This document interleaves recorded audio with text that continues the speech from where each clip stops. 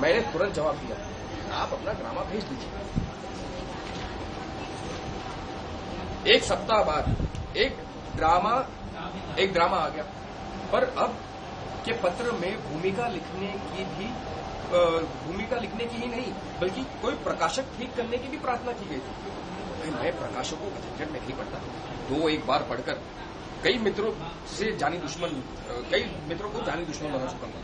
मैंने ड्रामे को पढ़ा, उस पर भूमिका लिखी और हस्तलिपि लौटा दी। ड्रामा मुझे सुंदर मालूम हुआ, इसलिए भूमिका भी प्रशंसात्मक। कितनी पुस्तकों की भूमिका मैं लिख चुका हूं, कोई नई बात नहीं थी, पर अब की भूमिका लिखकर पिंड नहीं छूटा।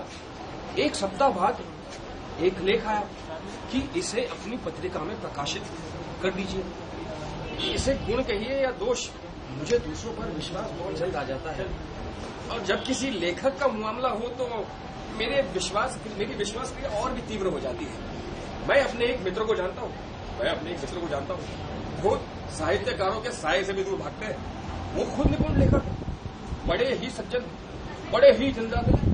अपनी शादी करके लौटने पर जब रास्ते में उनसे भेंट हुई तो उन्होंने कहा, इसका नाम क्या हुआ?